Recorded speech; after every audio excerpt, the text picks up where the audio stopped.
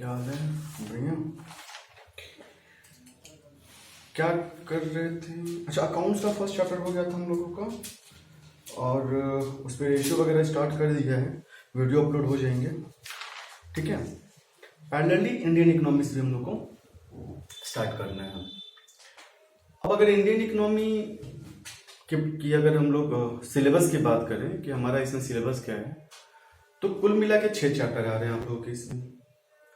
पहला 3 चैप्टर जो है वो इंडियन इकोनॉमी का एक तरीके का हिस्ट्री टाइप का बात करता है आपका।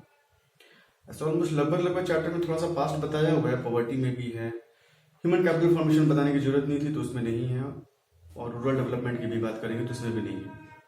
लेकिन चैप्टर 1, 2 एंड 3 ये पूरी तरह इंडियन इकोनॉमी का हिस्ट्री बता रहा है कि उसमें कौन सा हिस्ट्री, कैसा हिस्ट्री रहा है, कैसे उसका चला इतिहास, क्या 1947 में जब देश आज़ाद हुआ उसके बाद कैसे इंडियन इकोनॉमी में चेंजेस हुए, क्या क्या चेंजेस हुए, क्या सिचुएशंस हैं, इसके बारे में बात करता है। 1951 से लेकर 1990 तक जो कि सेकंड चैप्टर है, उसमें प्लानिंग कमीशन के बारे में जानना है। ये देखना है कि उस दौरान हमने क्या क्या पॉलिसी अपनाई, कैसे हमने इकोनॉमी को रन करने का कोशिश किया, और उसके बाद आखिर ऐसा क्या हुआ कि 1991 में हम एक ड्रास्टिक चेंज करते हैं अपनी इकोनॉमी में, और उस चेंज को कहते हैं लिबरलाइजेशन, प्राइवेटाइजेशन एंड ग्लोबलाइजेशन। बहुत ड्रास्टिक चेंज किया हमने उसमें। रीजन क्या था ये देखेंगे। 1991 में जो चेंजेस किए वो अलग अलग सेक्टर में कैसे चेंज किए, इस पर बात करेंगे हम लोग। और फिर आएंगे हम लोग 4th चैप्टर में पॉवर्टी के बारे में। पॉवर्टी क्या होता है, डिफरेंट टाइप ऑफ पॉवर्टी क्या होता है, क्या रीजन है उसके, कैसे उसको दूर किया जा रहा है, यही 4 टॉपिक पे बात किया जाएगा। क्या क्या अप्रोचेज है, गवर्नमेंट की क्या अप्रोच रही है, और अब तक जो काम हुए हैं उसके बारे में, कुछ स्कीम्स भी हैं उस पर हम लोग चर्चा करेंगे। 5th चैप्टर जो है आपका वो ह्यूमन कैपिटल फॉर्मेशन है, जो कि कहीं ना कहीं पॉवर्टी इरेडिकेशन का एक तरीका है। ह्यूमन कैपिटल फॉर्मेशन का थोड़ा सा बात अगर यहाँ करें तो वो आप लोगों को ये बताता है कि किसी भी इंसान को कैपिटल के फॉर्म में कैसे कन्वर्ट करना है, क्या क्या तरीका हो सकता है। अगर किसी को पढ़ा लिखा दिया जाए, किसी को कोई स्किल दे दिया जाए, जैसे स्किल इंडिया प्रोग्राम चल रहा है, ठीक है, उसमें कई लोगों को अलग अलग तरीके का स्किल दिया जा रहा है। बात करेंगे उस पर कि और भी क्या तरीका है, अच्छा हेल्थ देना, अच्छा एजुकेशन देना, ठीक है। ये सारी चीजें जो हैं वो आपको कहीं ना कहीं आपकी स्किल डेवलपमेंट पे क्या करती हैं, काम करती है। इनके अलावा एक लास्ट चैप्टर जो है वो रूरल डेवलपमेंट का है। गांव को कैसे डेवलप किया जाए। लगातार आप लोग न्यूज सुन रहे होंगे कि जो किसान आंदोलन हो रखे हैं, या पिछले 1 साल से किसान आंदोलन हो रखा है, ठीक है, उसको कैसे ठीक करना है। मतलब वो किसी से रिलेटेड है। एक मिनट रुकिए।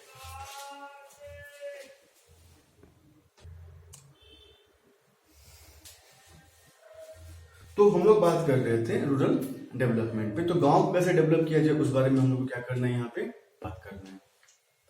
ये सारा एक सिलेबस का छोटा सा ओवरव्यू था। आज जो हम लोग स्टार्ट करेंगे वो स्टार्ट करेंगे हम लोगों का very first chapter, that is Indian economy on the eve of independence. थोड़ा समझते हैं कि इस चैप्टर में हम लोगों को किन किन टॉपिक्स को पढ़ना है। यानी पहला चैप्टर हमारा क्या है, इंडियन इकोनॉमी के बारे में हम पढ़ेंगे। इंडियन इकोनॉमी ये हमारा सब्जेक्ट है। सब्जेक्ट चैप्टर क्या है पहला, इंडियन इकोनॉमी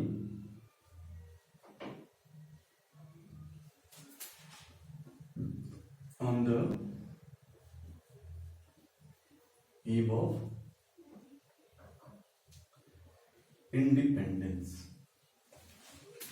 ये हमारा चैप्टर है। यहां सबसे पहले ये स्टार्ट करना है कि जब इंडिपेंडेंस की बात कर रही है तो थोड़ा सा देखना है कि इंडिपेंडेंस से पहले, सॉरी नॉट इंडिपेंडेंस से पहले, बिफोर कॉलोनियल रूल सिचुएशन क्या था, और उसके बाद हम लोग को देखना है कि जब कॉलोनियल रूल आया तो इंडिया का डिफरेंट डिफरेंट कंडीशन कैसा था, यानी ड्यूरिंग कॉलोनियल रूल देखना है।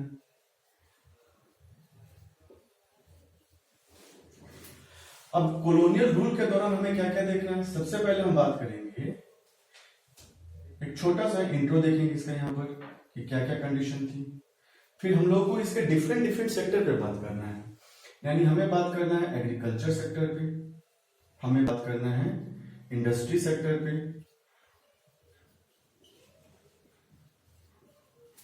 हमें फिर बात करना है डेमोग्राफिक कंडीशन, कि क्या कंडीशन उस समय रही थी, डेमोग्राफिक कंडीशन। फिर हम ये बात करेंगे कि हमारा ऑक्यूपेशनल स्ट्रक्चर कैसा था,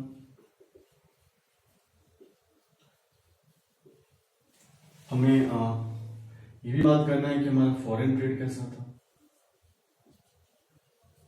और लास्ट में एक हम कंक्लूजन देखेंगे, और इस कंक्लूजन में कुछ ये देखेंगे कि कंडीशन क्या हम लास्ट में करके छोड़ा हमारे देश का, और हम लोगों के लिए ठीक है कुछ अच्छा काम किया भी कि नहीं किया, या बस लोग हवा में बोलते रहते हैं कि जो ब्रिटिश ने कर दिया वो कोई नहीं कर पाएगा। आज भी कई लोग एग्जांपल देते हैं कि ब्रिटिश का बना है वो पुल वगैरह आज भी चल रहा है, और ये देखो सरकार बनाए हर 4 साल में खराब हो जाता है, 5 साल में खराब हो जाता है। क्या वाकई में ऐसा कुछ है कि बस लोग बोले जा रहे हैं? देखेंगे। पहले तो ये समझो कि अकाउंट्स की अगर हम बात करें तो वो न्यूमेरिकल है, थोड़ा सा थ्योरी उसमें भी है, लेकिन फैक्ट्स जो होंगे रटने वाले वो बहुत कम होंगे। इंडियन इकोनॉमी का पहला 3 चैप्टर ऑलमोस्ट हिस्ट्री है, और जब भी हम हिस्ट्री पढ़ते हैं तो हिस्ट्री में कुछ फैक्ट्स मिलते हैं हम लोगों को। जैसे एक फैक्ट ये जो पहली चैप्टर की मैं बात कर रहा हूँ वो ये पूछ सकता है, जो कि बुक है, मैं एक संदीप गर्ग बुक को बेस मान के पढ़ा रहा हूँ आप लोगों को, आप लोग चाहे तो कोई भी बुक ले लें, ठीक है, सारे बुक अच्छी होती है। मुझे थोड़ा कंफर्टेबल लगता है संदीप गर्ग के साथ, तो मैं संदीप गर्ग की का बुक लेके पढ़ा रहा हूँ, उसी को बेस मान के कंटेंट वगैरह जो है उसी को बेस मान के मैं समझाने की कोशिश करूंगा। आप लोग भी वो बुक ले ले, अच्छा बुक है, उस बुक के पीछे एमसीक्यूज ढेर सारे हैं तो बेनिफिशियल होगा। खैर मैं वापस आता हूँ अपने टॉपिक पे। मैं ये बता रहा था कि कोई भी अगर थ्योरी अगर आप पढ़ रहे हैं तो उस थ्योरी में कुछ फैक्ट्स होंगे और कुछ कॉन्सेप्ट्स होंगे। फैक्ट्स एक दिन में याद नहीं होते हैं, मतलब आज याद किया तो हो सकता है कल या परसों भूल जाएं, लेकिन अगर उसको लगातार प्रैक्टिस में आप रखें, आप लगातार उससे इंट्रैक्शन करें, आप लगातार उसके बारे में देखते रहें कि क्या टॉपिक है, कौन सा फैक्ट है, कौन सा फैक्ट नहीं है, तो संभव है कि वो आपको हमेशा याद रहेगा। तो वैसे कंडीशन में हम लोगों को क्या करना होता है कि उन फैक्ट्स को सबसे पहले, जो भी चैप्टर मैं आप लोगों को डील करूंगा उन चैप्टर्स को सबसे पहले क्या करना, रीड करना घर पे, ठीक है। उन चैप्टर्स में जितने फैक्ट होंगे, ऑल्दो मैं पूरी कोशिश करूंगा कि सारे फैक्ट्स यहाँ पे लाके आपके सामने रख दूं, हो सकता है कुछ गलतियां हो जाए, कुछ फैक्ट्स हमसे भी छूट जाए, ठीक है। उस कंडीशन में आपको ये करना है कि वो फैक्ट्स एक सेपरेट कॉपी में रख लेना। याद रखना एमसीक्यूज फैक्ट्स पूछने की पॉसिबिलिटीज बहुत ज्यादा होती है, वो डायरेक्टली पूछ देंगे 1757 किस लिए फेमस है, बैटल प्लासी कब हुआ था, ठीक है। वो आपसे ये पूछ देंगे सुएज कैनाल कब बना था। वो आपसे ये भी पूछ सकते हैं कि ड्यूरिंग ब्रिटिश रूल या during second half of 19th century what was the growth rate of India GDP and what was the growth rate of per capita income, पूछ सकते हैं। ये सारे फैक्चुअल इंफॉर्मेशन है। तो आपको क्या करना है, इंडियन इकोनॉमी को अप्रोच पढ़ने का तरीका, मतलब अभी भी लेट नहीं हुआ, अभी 1 महीने का टाइम है, ठीक है। और इंडियन इकोनॉमिक्स के लिए तो लास्ट में अच्छा खासा टाइम भी मिला हुआ है जहां तक मुझे याद है, ठीक है। तो आप अभी भी मेहनत करो तो 40 में 40 अभी भी आ सकता है, ऐसा नहीं कि नहीं आ सकता, अभी भी आता है। इंडियन इकोनॉमी की बात करें, मैक्रो इकोनॉमिक्स की बात करें, इन सब में आ सकता है, अभी भी कुछ नहीं बिगड़ा है, ठीक है। जिनके प्रैक्टिकल्स हो चुके हैं वेरी गुड, जिनके प्रैक्टिकल्स नहीं हुए टारगेट करो 2 से 3 दिन में प्रोजेक्ट तैयार कर लेना है, उससे ज्यादा समय नहीं देना है, ठीक है।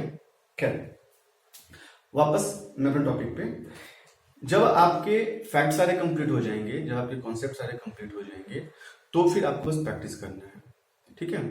यहां पर मैं कोशिश करूंगा कि सारे फैक्ट्स आपके सामने रख दूं, छूट जाए एक बार बुक पढ़ लेना, न्यू एडिशन भी अच्छी है, 1 आध साल पहले भी मिल जाए तो ठीक है, कोई दिक्कत नहीं है, बुक तो बुक ही होती है। नया वाले में मोनेटाइजेशन और जीएसटी को इंक्लूड किया हुआ है, सर पुराने वाले में किया हुआ है उतने अच्छे से इलैबोरेट, इसमें कुछ ज्यादा इलैबोरेशन किया हुआ है उन्होंने, ठीक है। खैर सबसे पहले बात करते हैं कि इंडिया की कंडीशन बिफोर कॉलोनियल रूल कैसे थी। सोने की चिड़िया ये हमें कहा जाता था। सोने की चिड़िया क्यों? हमारे पास ढेर सारा वेल्थ था, बहुत सा पैसा था। आप जब इकोनॉमिक्स को बहुत डिटेल में पढ़ोगे ना, तो हमेशा इकोनॉमिक का जो मेन एक्टिविटी है वो चेंज होते रहा है। सबसे पहले एग्रीकल्चर था, बीच में इंडस्ट्री हुआ, फिर सर्विस हुआ, अभी तक सर्विस चल रहा है, और आगे भगवान ही जाने के आगे क्या चेंज हो जाएगा।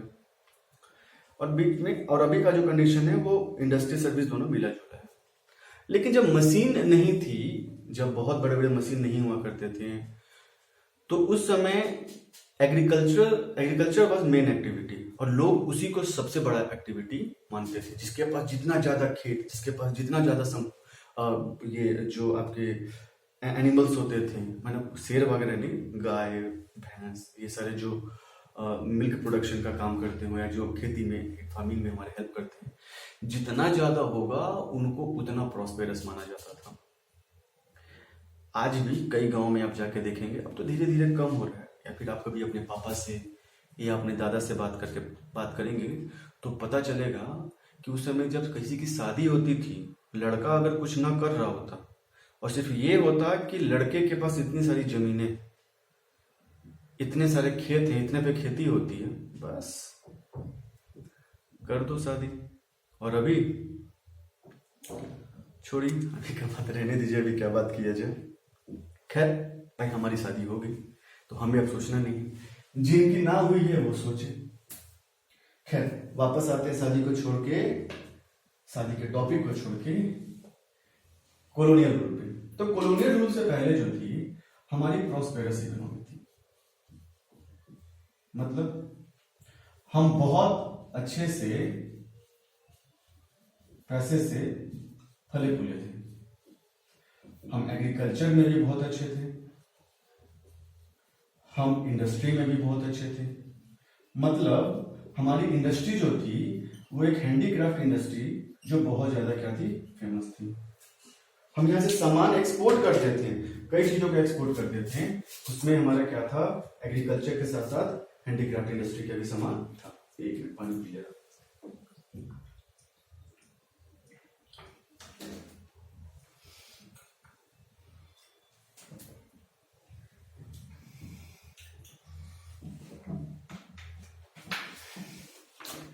तो हैंडीक्राफ्ट इंडस्ट्री भी कहती उस समय बहुत ज्यादा फेमस थी। लेकिन 1757 कहा जाता है कि ये एक ऐसा टाइम है जब इंडिया का ब्लैक एरा जो है वो शुरू हो जाता है। और ये ऐसा इसलिए कहा जाता है क्योंकि इस समय एक बैटल लड़ा जाता है, which is battle of Plassey. इस बैटल के बाद इंडिया में कहा गया कि ब्रिटिश रूल स्टैब्लिश हो गया। अगर ये बैटल ईस्ट इंडिया कंपनी हार जाती तो शायद इंडिया में ब्रिटिश का रूल नहीं होता, परिस्थिति कुछ और होती। खैर हिस्ट्री नहीं पढ़ना है तो उस टॉपिक में हम ज्यादा डिटेल में नहीं जाएंगे। लेकिन 1757 के बाद जब बैटल ऑफ प्लासी हुआ तो इंडिया में ब्रिटिश रूल स्टार्ट हो गया, और इन्होंने लगभग 200 साल तक 200 इयर्स हम पे शासन किया। हमारी इकोनॉमी जो कर दी गई वो एक कॉलोनियल इकोनॉमी कर दी गई। अब कॉलोनियल इकोनॉमी का मतलब ऐसा इकोनॉमी जिसमें एक पावरफुल कंट्री अपने से कमजोर कंट्री की इकोनॉमी को कंट्रोल करता है और उसकी इकोनॉमी को अपने बेनिफिट के लिए यूज करता है, अपने फायदे के लिए यूज करता है। वहां वही सामान का प्रोडक्शन होगा जो मेरे लिए जरूरी है। ब्रिटिशर्स बहुत डिसिप्लिन थे, उनको पता था कि उनको क्या करना है। जब आप ज्योग्राफी कभी पढ़ोगे और नोटिस करोगे कि ब्रिटिशर्स का लोकेशन कहाँ था, तो समझ में आ जाएगा उनको स्ट्रगल ही करना था। वो हर जगह स्ट्रगल किए, रिसोर्सेज निकाले, और यहाँ सब जगह से रिसोर्सेज ले जाके खुद को उन्होंने क्या किया, डेवलप किया। तो यहाँ भी जब वो 200 साल रहे तो उनका यहाँ मेन मोटिव ही ये था कि यहाँ से जितना ज्यादा इकोनॉमिक बेनिफिट लिया जा सके उसको ले लें। जितने वहां से ऑफिशियल्स है यहाँ से पैसा लेके गए, वहां पे अपना काम किया। आगे बढ़ेंगे, there is a concept economic drain of India, क्या था बाद में देखेंगे। फिलहाल यहां तक चीज क्लियर हो गया कि 200 साल वो क्या किए, इंडिया में रहे और इंडिया को क्या किया, अपना गुलाम बना के रखा और इसकी इकोनॉमी को अपने बेनिफिट के अकॉर्डिंग यूज किया। क्या 200 साल में उन्होंने कुछ नहीं किया? कुछ नहीं। जीडीपी के बारे में कुछ नहीं। सच्चाई तो ये है कि इन्होंने 200 साल में कभी ये भी कोशिश नहीं किया कि इंडिया का जीडीपी कितना है। मतलब नो अटेम्प्ट्स मेड रिगार्डिंग। तो कैलकुलेट करने के लिए क्या कैलकुलेट कि भाई जीडीपी कितना है और पर कैपिटा इनकम कितना है, किसी ने नहीं सोचा कि ये थोड़ा भाई कैलकुलेट कर लिया जाए। ऐसे लोगों से क्या सोचोगे कि देश का भला करेंगे ना, अपना फायदा। लेकिन कुछ देशभक्त थे जिन्होंने कोशिश की कि किसी तरह इंडिया का जीडीपी कैलकुलेट हो जाए।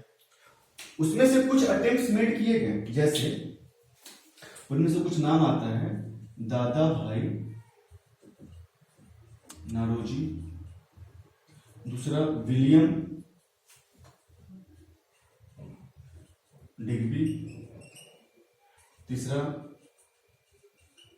फिंडले सिराज, चौथा वीके आरवी राव और पांचवा आरसी देसाई।